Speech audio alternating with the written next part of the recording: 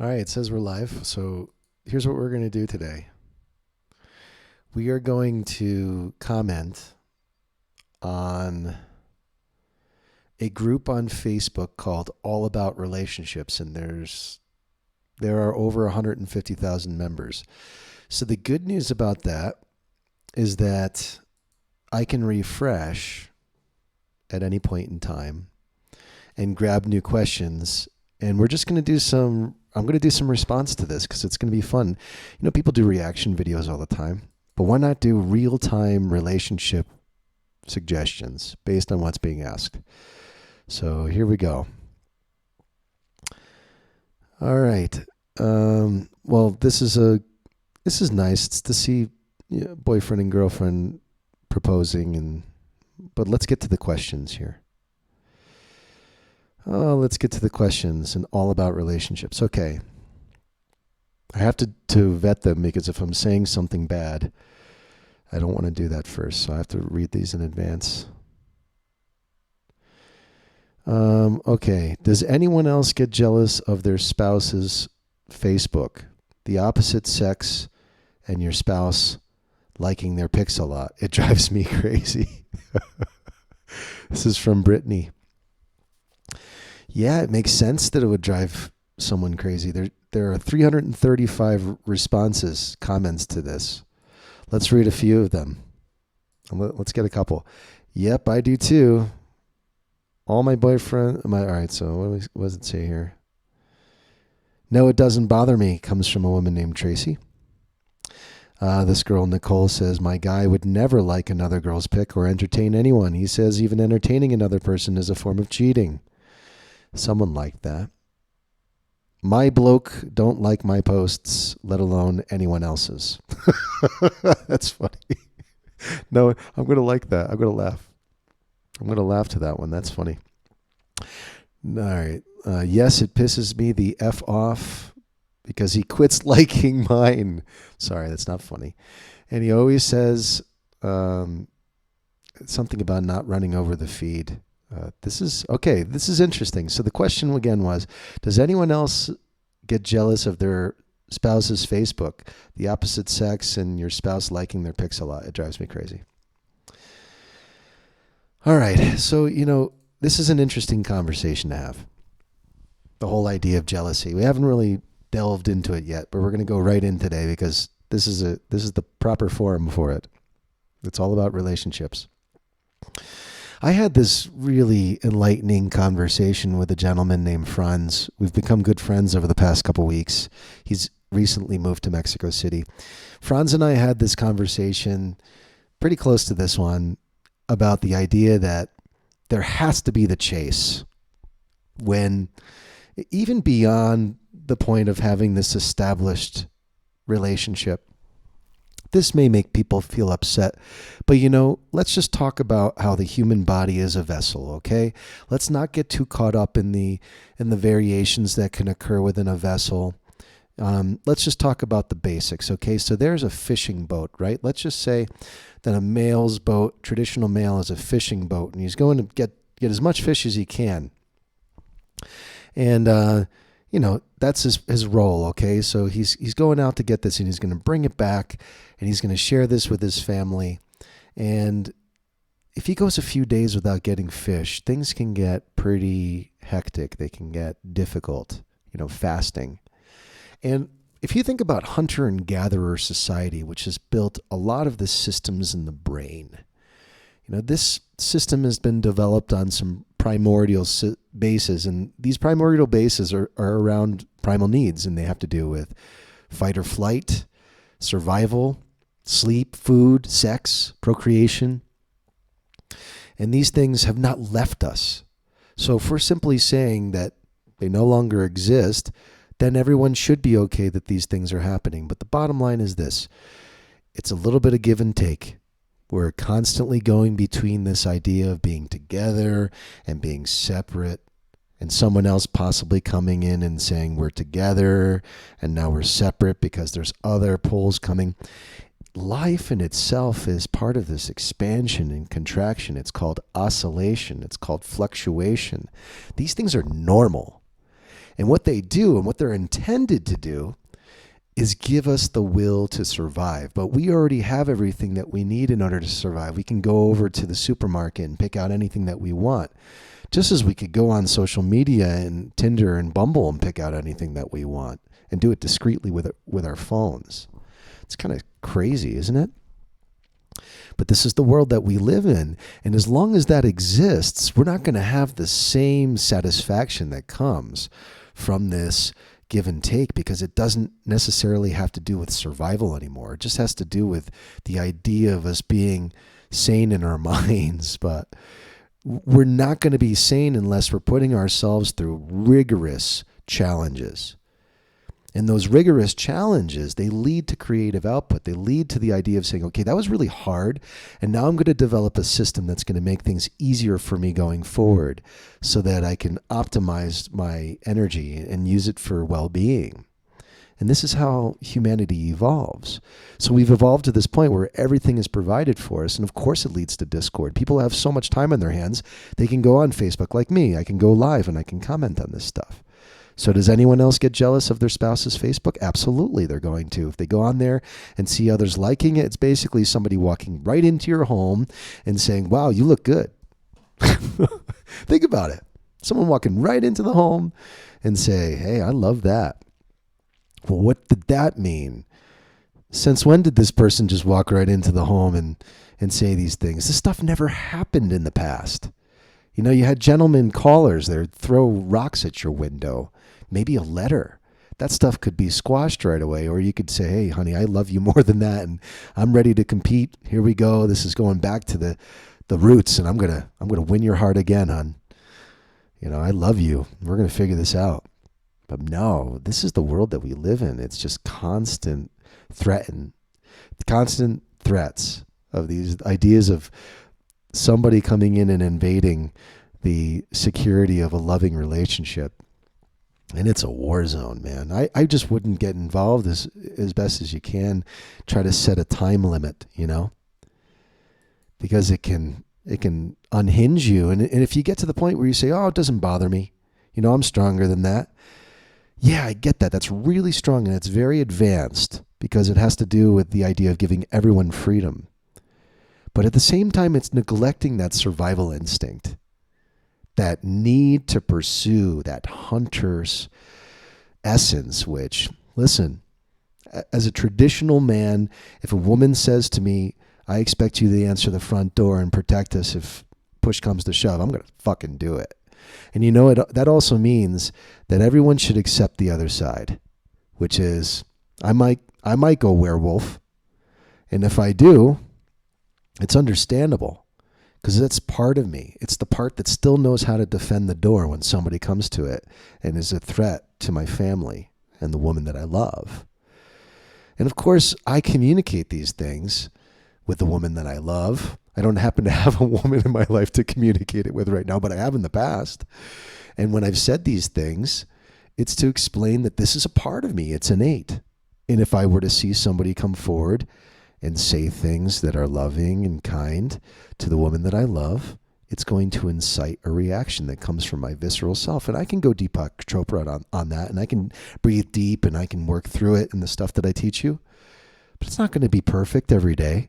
And besides, I don't want to just simply say that part of me, that visceral side, doesn't exist, because it does. I would say at times I'm a very angry person. That's a part of me that exists. I recognize it. I work with it. I use that energy. And I can tell you that, you know, the example is the last woman that I was with, when I didn't have that reassurance, you know, that reassurance that I had in the beginning, and I had secured it and blew it based on my own insecurities. But you know, I would say we're both equally responsible for certain things. But in any case, I can take responsibility for my part in saying that I was insecure. And in that process of the insecurity cutting the feedback coming to me, which was really beautiful and encouraging, I also found myself watching Netflix series, you know, for hours on end, with the urgency to go type at times, but I wouldn't, because I had this beautiful, elegant, gorgeous woman with me by my side. And so what this told me was, okay, I can have this situation, but I need to create first. And that thing that I create, or the things that I create, they need to bring me to the point of financial freedom. And once I'm there, I'll find fulfillment and love knowing that I could stay and watch as many series as I want without any issues because I'm providing for my family and it's happening. And it's secure and it's good to go. But without that component being absolutely secure, it's a slippery slope, I'm telling you. I would argue that, a woman that's a traditional woman that I'm looking for in my life, which to each their own. Look, I'm looking for a traditional woman that's going to be by my side, that's going to caress me and just be loving and kind and have hearth. And I want to be the man that protects the house and does things that are kind of manly, just be the traditional provider. Don't blame me, Don't blame me for being that type of, still feeling the romanticism in my life, that programming. That's still a part of me in a certain way. And the survival instinct is still a part of me. And then the sensitivity is also a part of me. That's a part of me that comes out in these videos. You don't normally hear all of this stuff from me all the time because I'm normally on the sensitive end. But there's a part of me that's 100% man, 100% old school, that connects with the analog as much as the digital. And it just makes me who I am. It's I'm a Chris Craft on the ocean. Can I say it any better? I'm a Chris Craft of one of those old wooden boats with a powerful engine in the back on the ocean. And you're going to see others that are fiberglass and light, and they're going wicked fast, and they're burning through the water, and they're attracting a specific person. It's not me. I'm just cruising in my Chris Craft, And I'm cruising with this beautiful woman by my side that's traditional just like me. Is that so bad? I wouldn't say so. Let's get to another question here. Let's find out what's going on here. Oh, first I want to see. Okay, so a couple people mentioning me because I was making some comments on numerology. And I just want to comment on this stuff while they're coming up. Oh boy. Yeah, there's some people going through some hard times with the relationships that I've been commenting with, and I'm going to get back to this when there's an opportunity. Wow, I'm hearing here that these folks that share Venus energy together, they're 9,000 miles away. Can that be? Can you be 9,000 miles away? Isn't that like en route to the moon? They're far away. I'm going to comment on this stuff after we're done. I have to get on this because these folks are probably waiting to hear some reassurance. And this all comes from a comment by Casey, who said, when's your significant other's birthday? Does anyone else share the same birthday with their partner? And I went into talking about the 9 rules of a loving relationship because it coincides with the combination of these numbers. So I'll get back into that. And so let's go into some more questions. Well, this is a question for the females, so I won't be able to check in, but it is to say, I'll read this to you. How hard is it for a man to find your G-spot? And I'm not complaining, though what is it with women that have a high sex drive? I think I did comment on this, as a matter of fact. Someone had posted something with like a parking space, and it had the letters of the alphabet and showed G and a car following it, parking in the G spot, and someone saying, finally, a man found it, Anyway. Okay, let's get to another question here. This is all good. This is fun. Fun times. Have you ever met someone online and fell in love with them? Be honest. This has almost 1,000 comments. Some people just saying yes, nope. Madly, deeply, truly in love. Yep, ain't no shame. I wouldn't find the best if I didn't. Yes, with it now and almost wish you hadn't. Don't know what that means. Yes, and still with him now and more in love than ever. Met my boyfriend on Facebook. We're going on 9 years. Yes, and still in love with him. Yes, and we got married and had a son. A few years later, got divorced, but he was my best friend and our good friend. And just a year ago, he passed away. Why I'm telling you this is because you never know why you meet people, but they will change your life. So just go with your heart. Yeah, I'm going to like that. Yes. And we got married December 1st and planned to be with my husband until I die. I couldn't ask for a better husband, lover, best friend, or daddy to my babies that aren't even his biologically, but are in every sense of the word. I don't know how I ever got so lucky, but I'm so glad I did. Forever and always, baby, no matter what. That's fun. I'm going to like that. That's fun. Yes, we are married. It was online over the phone, laugh out loud. Through my brother, and I talked to, I don't know, they figured it out online. This is the other comment I need to make because I have to say it. I'm a stickler for grammar and spelling. I'm a stickler. Sometimes if it's not working right off the bat, I'm just going to ignore it. I'm just going to ignore it because I can't take it. It's too much for me. It's way too much for me to have to go through these things with grammar issues. Okay. Let's keep going with some questions. More questions. Okay, back to the Facebook group. Yeah.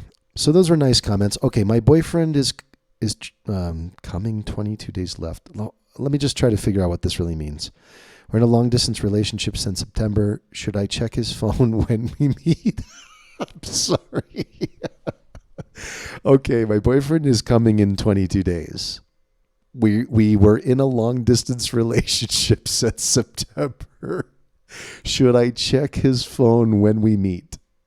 It the first comment I see here is a meme that just says, "Say what?" Who is he coming home to? That's all you should need. Oh, this is choice. And then the next one is going to be just as good. So, okay, let's get into this. So Ariel asks this. My boyfriend is coming in to meet me in 22 days. We're in a long distance. Should I check his phone when we meet? Basically, you're asking a community globally if you should be committing a crime the first time that you meet this person in person. That's the question that's being asked, because it's invading someone's life by checking his phone or her phone. That is a crime. So I'm just going to comment on that first. So anyone who says yes is effectively an accomplice. Okay? They're effectively a confederate in this crime being about to be committed. It's like, come on. And listen, the last situation I was in, there was a moment where I came out of the theater with her and turned my phone on, and I got buzzed from this app. And she just took the phone from my hand and started reading it. I just looked over laughing because it didn't matter to me. Why doesn't it matter to me?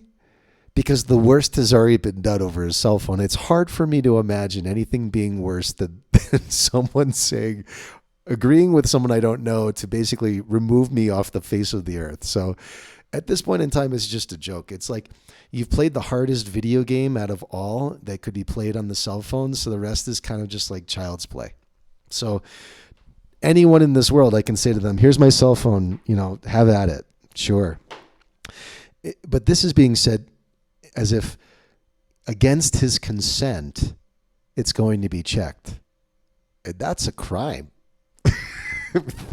Let's just say it. That's a crime. Okay. Romel asks, is it wrong to still watch Pornhub while you in a relationship? Grammar here, folks. While you are in a relationship, okay? Just come on. Let's get it together for the sake of the English language that is dying. Okay? Is it wrong to still watch Pornhub? Let's read the comments. Who am I to say? Yeah, is the first comment. I have no problem with it. The more he watches it... Hold on. Wait a second. It's low. Oh, no.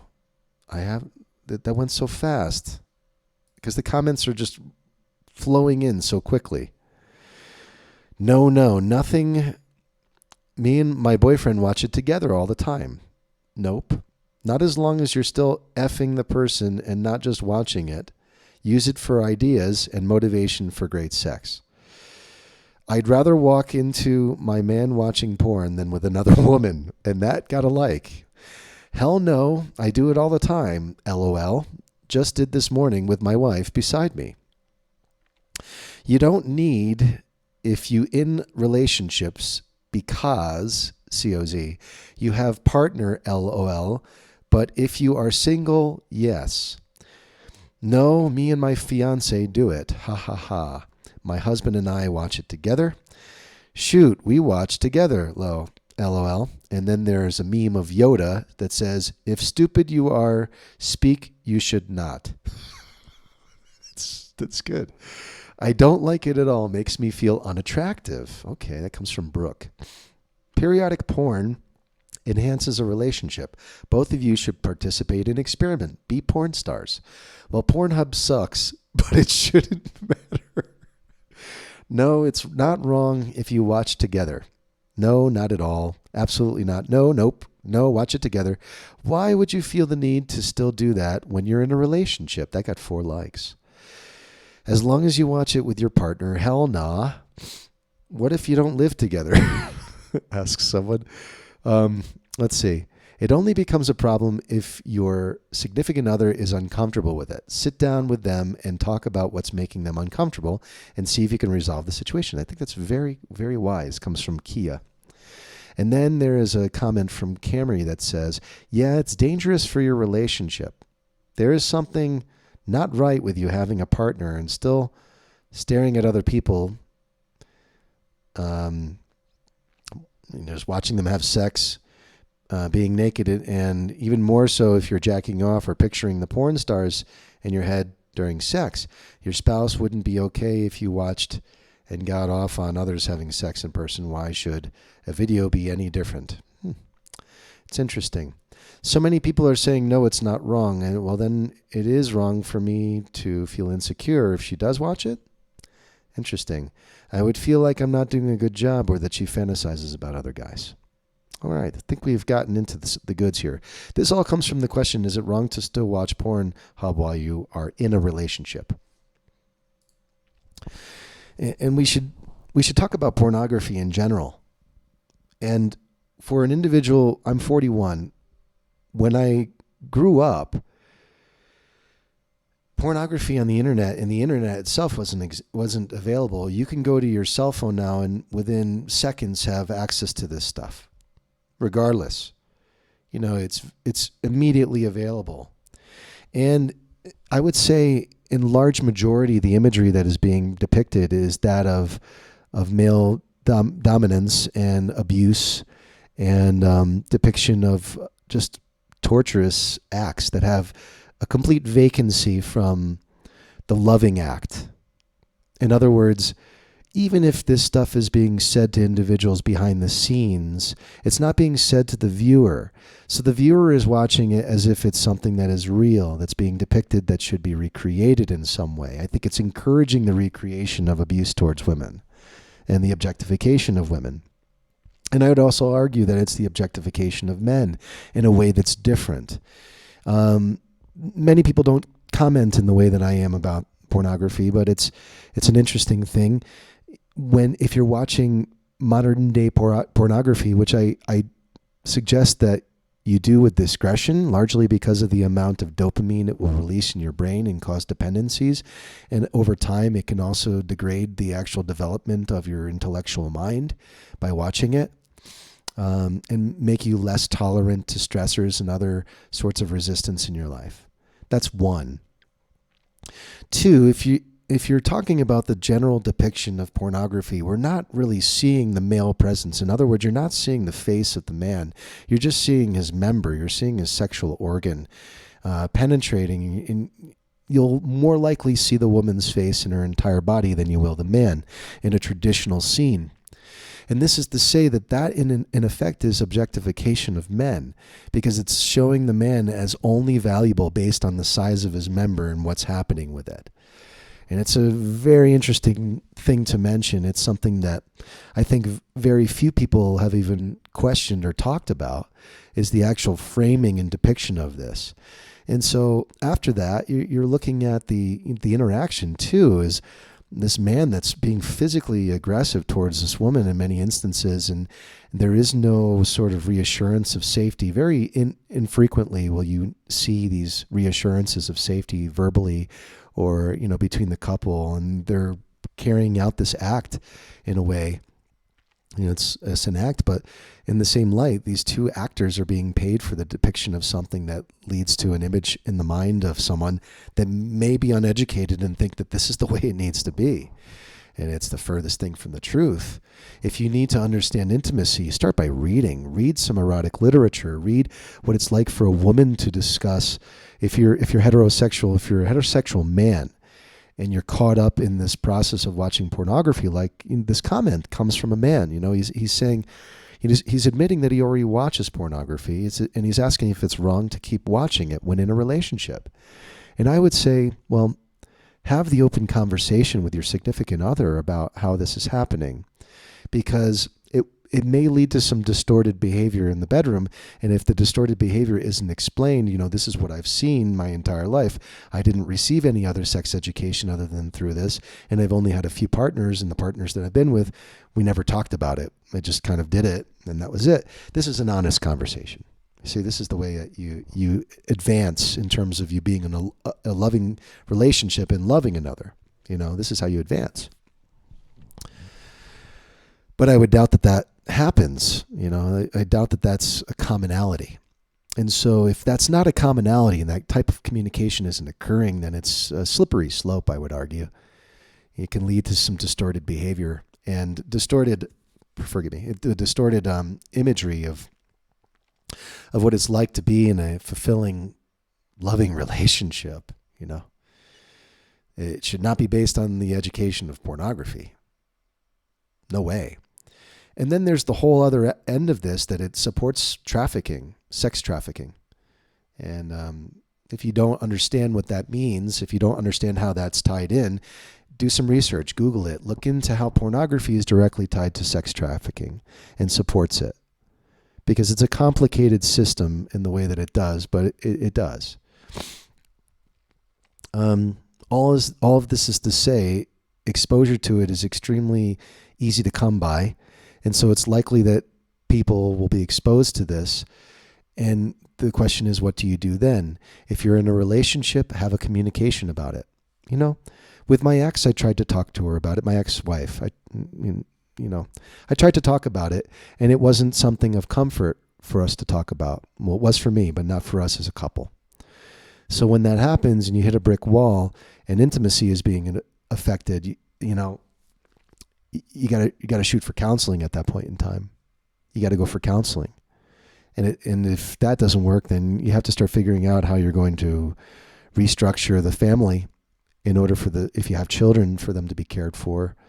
But that's, we're talking about layers within layers when it comes to intimacy. Let's go to the next question. Let's see what it says here. Lots of comments coming in on that one, on pornography. Interesting. I got to close the comments here. This is my first run on this, so let's see what it says. Okay, how would you feel about your boyfriend watching pornography videos? It's the same question. In a way. But this is coming from a female, so let's listen to it. Let's listen to the comments. Basically 900 comments.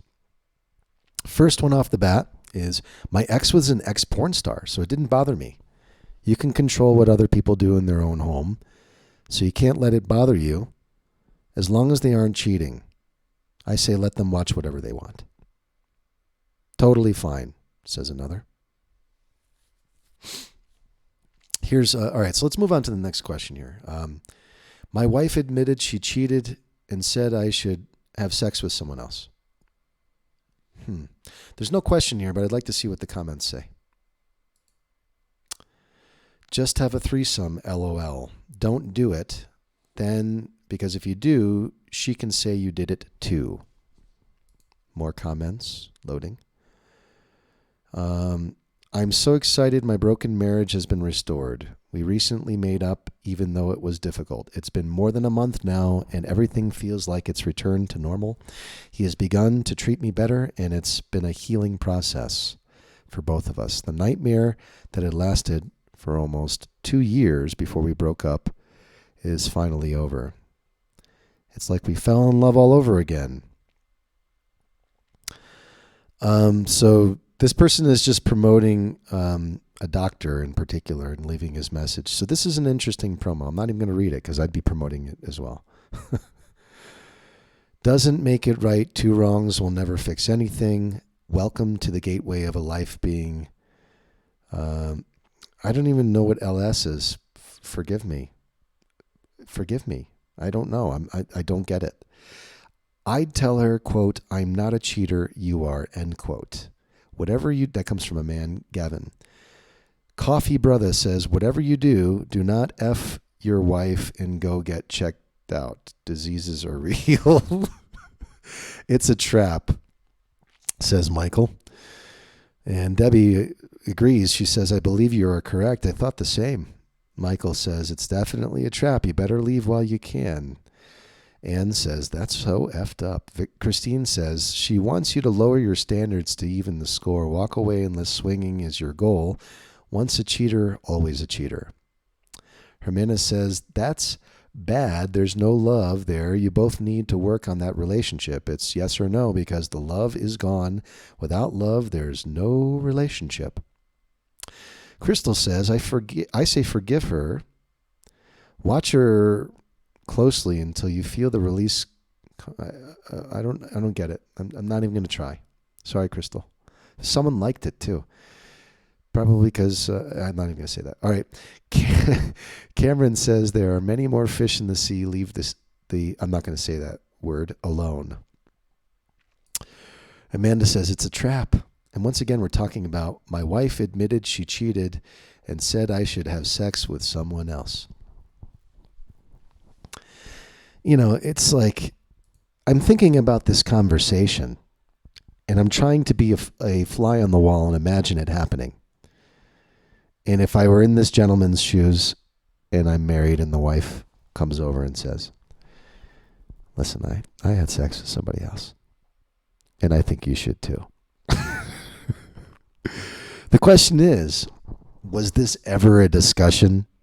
Was this ever something that was placed into open forum and said, okay, I think we can have an open marriage? But if someone's coming, and then there's the other fly perspective on the wall. This is the devil's advocate that's just like, the wife's like, listen, I had sex with somebody else. I feel no remorse. Do whatever you want. That's saying something entirely different. Either way, I think the truth isn't being revealed. Because if someone is cheating, there is something deep going on. There is this underlying variable where the individual has had no capacity to be able to admit how they feel. And that is really the root. The root is identifying the feeling, the real truth that has to do with the situation. And so, you know, it's a tough thing. It's a tough thing. How do you get to the truth, you know, and just talk about it? Talk about what's really going on in your heart. And it has to do with saying, okay, what is really making me feel this way? What does it stem from? I need to keep going back and back and back until I can identify it. And once I have identified it, I need to then share this in as honest of a way as possible that makes me seem the most vulnerable that I've ever been. And that's getting to it. All right, let's see. Here comes a question from Ricky, who says, how many men allow their wife and kids to eat first? And he raises his hand.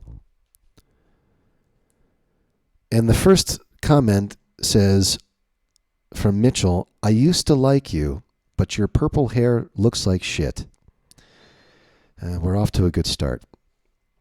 Second comment comes from Haley. Me and kids eat first. That's only because he isn't home from work until 11 p.m. On his days off, I cook a meal, we eat together, or when hungry. So I think that we got all the fuel that we need for this conversation about eating first. Does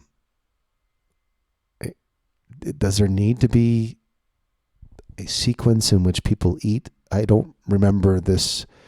I'm not understanding where this cultural expectation is coming from. Forgive me. I remember sitting down with my family, saying grace, and eating together, blessing the food, being grateful for that which is in front of us, and eating. But the second comment was, my husband doesn't come home until X hour, and so we eat before him. And it leads into the sad comment that I'm about to make, which is this idea that, usually in a family dynamic, you have the man who's working heavy hours, 60 plus per week, likely doesn't have a chance to come home and enjoy a meal with the family. Normally coming home, the kids are already asleep, already in bed. Mom's had to do the work by herself. They just want to try to connect for a little bit, but they're exhausted. This is the type of world that's been reinforced through the linear life that a large majority of middle-class individuals have to face. And what that means is that people don't have the tradition of eating together. It used to be something extremely important, and because this comes from the idea of an agrarian family, an agrarian society, it is working from 5 o'clock in the morning at the point of before even daybreak in an agrarian farm-like society or community. And so you're working on the farm all day, and at the end of the day, you have your harvest and everyone's done their piece of work, and you bring all those pieces together. And it's important to recognize that which everyone has, not just the food that's on the table, but the clothing that's been woven, the hearth that has been heated and warmed, the hot bath that's been offered, these things that are basic amenities for us that we take for granted now, but we didn't used to have. I mean, if you go to the Tenement Museum in New York City, you'll hear these horror stories of, yes, men going and working on construction platforms, but women having to go up and down 4 or 5 flights of stairs every time they needed to get hot water or to use the bathroom while carrying a child. Sometimes that child gets too cold and dies. So while the mother is dealing with the death of a child and mortality rates being so much different than they are today, having to go down the stairs and get everything back up for the sake of the house still surviving. I mean, all of these types of things were a reality in New York City less than 200 years ago, to give you perspective. And fast forward to nowadays, it's different. It's different. The fight for the day-to-day is still hard. No doubt. I'm not going to diminish or dismiss that the fight isn't hard. It's just a lot of it is in the mind. More of it is in the mind than it used to be. It used to be in the body, and the body's used to going through a lot of challenges, a lot of hardship. Gonna have some water. And because the body's going through hardship all the time and used to it, it's different than the emotional process of it constantly being incited with dopamine and having this urgency. All of this is to say, would I let my family eat first? It's not my choice. If I had the choice, I would encourage my family to eat together and to everyone say, this is what we brought to the table today. And for each and every person that's at the table to be recognized for the goodness that they've done for the survival of the family and the goodness of the family, that it's not about a hierarchy or this cultural expectation that I don't understand. I'm thinking about the First Nations. I'm thinking about agrarian society and the idea of egalitarianism and equality. Everyone celebrating their efforts together, if at all possible, please. Okay. I am 19. Should I be with someone 18 or older than me? I'm not even going to go into this. I'm not even going to go into this. If an individual is not an adult, then you're committing a crime. Moving on. And it happens all the time. I don't care what anyone says. If you're going to say that to me, I'm a father. Don't say it to me. Don't. Write something you want to. Tell something. I don't even know what this means. And this person's a conversation starter. I'm talking crap. How do you feel about your significant other male going out with a female friend alone? 867 comments. Let's just dive in. Doesn't bother me. I trust him. Comes from Natalie. Amy says, nope, not ever gonna happen. Okay. Angela says, it's called trust. Marva says, are you on another planet? Hell no.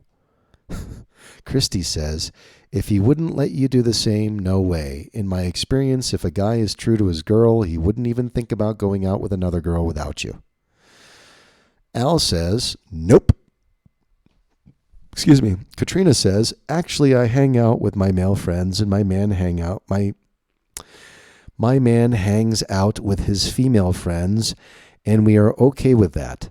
He actually tells me what's going on as a checkup thing, and we have a lot of trust with each other. If we didn't, then we wouldn't be together. Sarah says, hell no.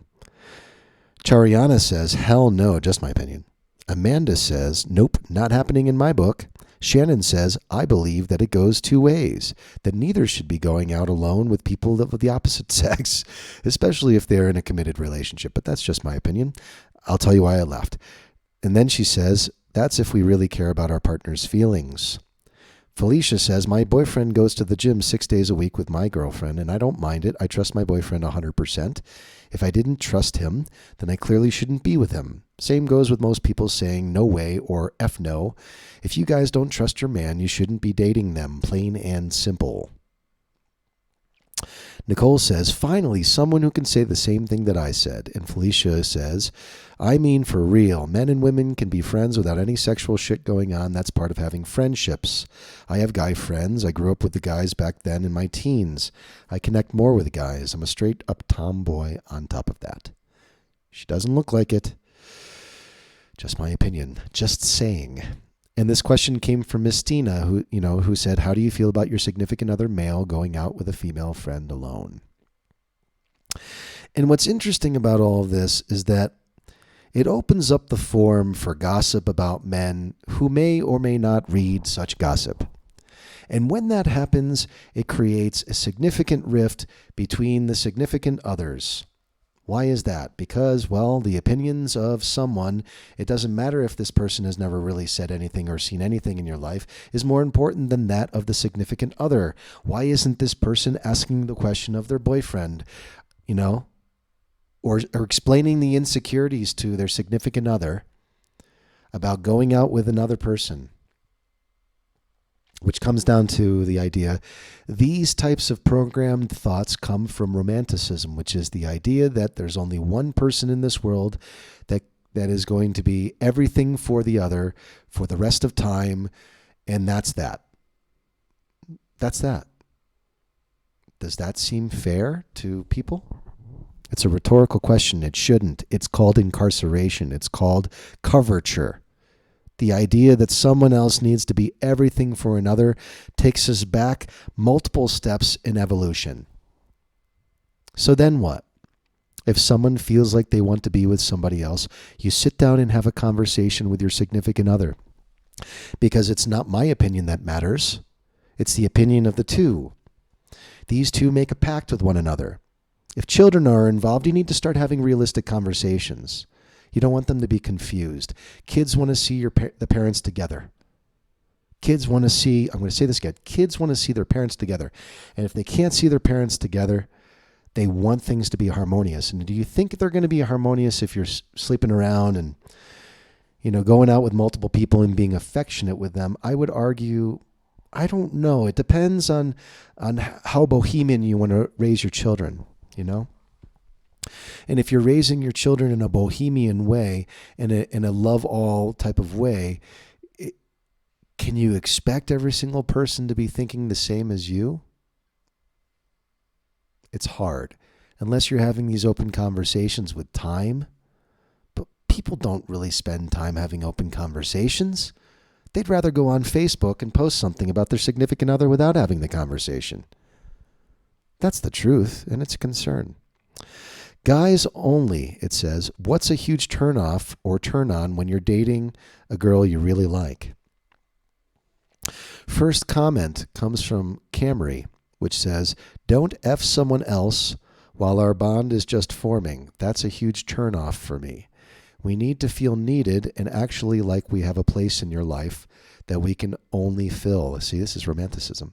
We want to feel like we're a priority, not an option. Okay, I'm not going to dismiss that.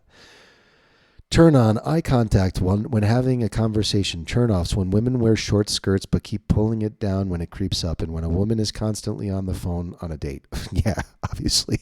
Let's talk about those two. So the first one was, don't F someone else while the bond is forming. That's a huge turn off. Yeah, that's also a health hazard. And so here's the thing. We got to come back to the idea that it's about connection and separation. That these two motions are going to be constantly happening. And like the universe is expanding, there are some parts of the universe that contract.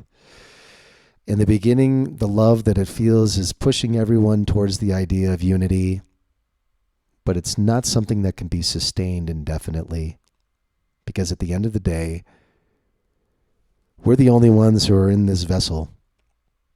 We're doing the best with it. And in the same light, that's separation, the way I said it that way. But then the unity of this is we are never able to see our own faces. I'm looking into this camera and I can see my face, but I'm not really seeing my face.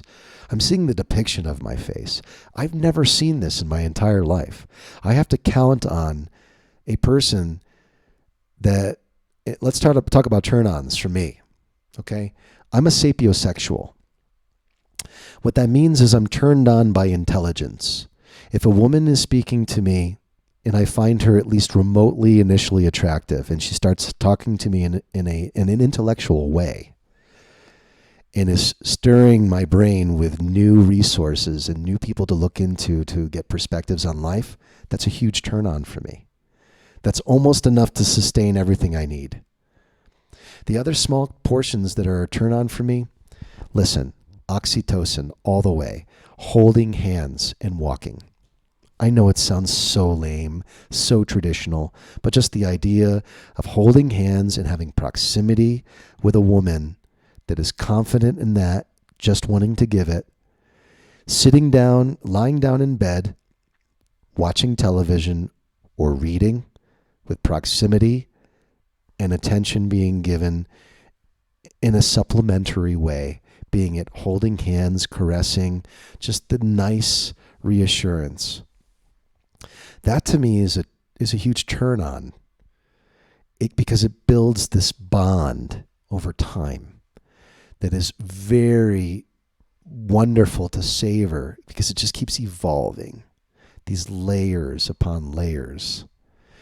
And like I'm a stickler with old technology, it's part of the old love that I think we're missing. It's this idea of just, and even myself being at fault for this, not taking things slow enough to just let it simmer and blossom into something beautiful.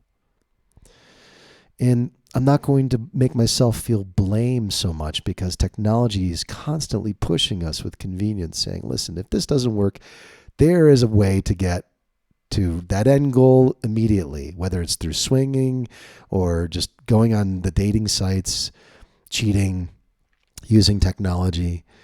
And this is what these communities are embedded in. It's just completely distorting the idea of a loving relationship. It's tough. So, okay, I have a question. Why do men/women always date the people that are bad for them? Just asking.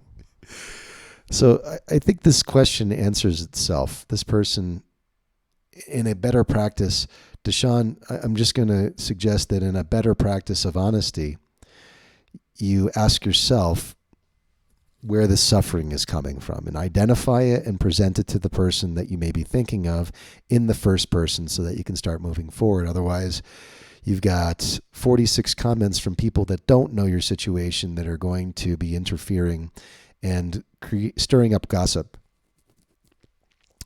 And did you know that this creates karma? For even me, I'm creating karma by speaking about you to someone else. But the bottom line is this: at least I'm offering the tool belt to say, listen, this was a reactive situation. Now you can do it proactively. Figure out what's really going on that makes you think someone is bad for you, and try to form it in the first person. So this is finger pointing. This is blaming. And I've come to the point now, because of experiences I've had with others that are pretty grave, that I'm at a point where I try not to blame. I do. But then when I'm rational, I come back to say, listen, that really wasn't the truth.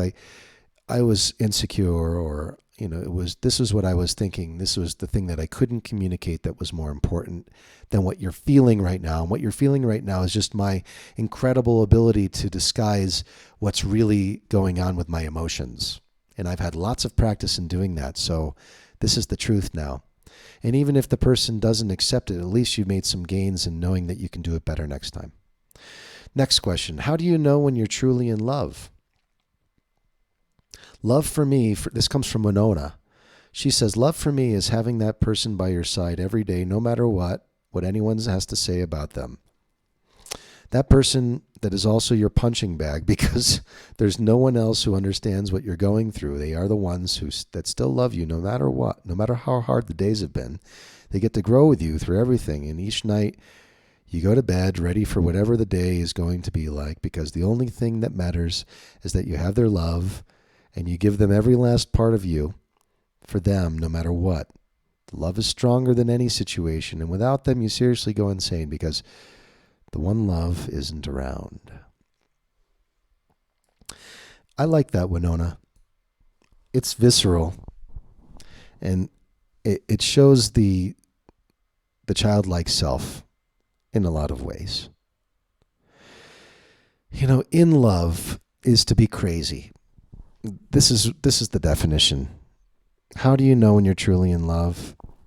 You know because you're like Alain Botton says, it's an excuse to be crazy without anyone judging or without anyone questioning it. It's your ability to be crazy without anyone questioning it. That's what it's like to be in love. Because when you have unity with love, you want to do nothing else. And when that love, that addiction, which it certainly is an addiction, starts to wane, the idea then is like, okay, what can I possibly do to get back to that point? What can I do to get back to that feeling that I had before, to get that fix? And as a result of needing that, we have turned to creativity. I would say the most adventurous and the most courageous have turned to creativity. And thus comes the songs, comes the art, comes the books, comes the movies, comes the expressions, the sculptures, the love letters. Because in a way, these are ways of creating little mirrors of what had existed before that aren't nearly as satisfying as being with the actual person, but it's good enough, or at least better, than having nothing at all. So to be in love is to be absolutely insanely crazy. And it's acceptable.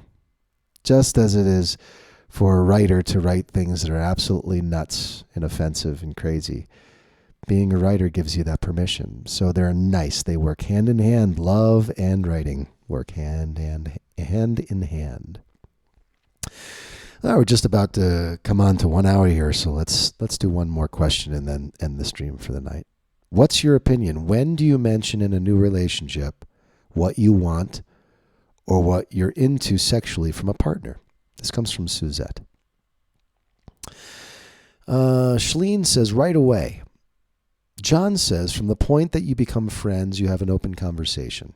Communication is one of the key points of a relationship. That's how you get to really know one another, and they may actually like the subject. I know I do. It's fun to know what each other likes as much as it is to find something new that they didn't know they liked, and you did it to them. Yum, he says. I like this. So the question was from Suzette, what is your opinion? When do you mention in a new relationship what you want or what you are into sexually from a partner? This comes down to, what kind of expectations do you have of the individual when you meet them? I would say that attraction, like I said, as a sapiosexual, attraction can come from a multitude of ways. I'm not saying that because I'm a sapiosexual that I'm not attracted to a woman who's drop dead gorgeous. Does it mean I can have these type of conversations? Probably not. Will that frustrate me over time? Probably. Will I put up with it in the beginning for the sake of having the sexual bond, for the sake of experiencing being with a woman that's absolutely gorgeous? Possibly. Why? For the same reason that you go to watch action movies even though you may not want to be exposed to violence. It's like one of those things. To see someone who's absolutely beautiful, as a man who's been programmed my entire life to be looking at billboards with women in scantily clad clothes, watching everything on television, and being exposed to flesh my entire life, I have developed an affinity to beauty. Not just in the female form, but in all areas of life, be it music, expression of art. And so for me to turn down the opportunity because I am predominantly a sapiosexual is hypocritical. And so when we're talking about the idea, when do you talk about what you want in a relationship? It depends on the intellectual level of the individual. So if the individual is highly intellectual, they're going to be open to conversation. It's likely you will not offend the individual unless you're speaking without thinking and speaking outside of first person. That's when you can start, and especially for text messaging over messaging apps, this is when you start to get into murky waters. But outside of that, with an intellectual, you can talk about it right away. And better too. And also talk about the books that you love. Also talk about the movies that you love. Also talk about your history with your family. Talk about the challenges that you have in your life. Talk about the things that you're interested in learning more about. But open up all of these avenues for the sake of conversation so that the foundation can be set. And here's the good thing. If the foundation is set and you discover through explaining a lot of different idiosyncrasies that there are challenges right away, it's because you've talked about a lot of subjects. The more that you talk about things that are not just cookie cutter and on the surface, the greater the possibility of discovering things that are no longer in common between the two of you. That to me is gold because it presents an opportunity to understand more through the individual that you're speaking with that is highly intelligent. The more that you talk about, the more that is an indication of a polymath that is intelligent. And the more that you talk about, the more opportunity you open up the idea of no longer having commonalities. And that presents the opportunity for growth and understanding and negotiation. Intelligent couples should be having discord faster than any other couple. If you're a couple that's not having discord, it's likely because your emotional intelligence may be there, but you're not challenging one another to expand intellectually, I would argue. That's just me. Leave your comments below. I've answered enough questions for tonight. And now, I'm ending the stream. This was fun. Thanks for joining us. Have a great night. Happy Saturday.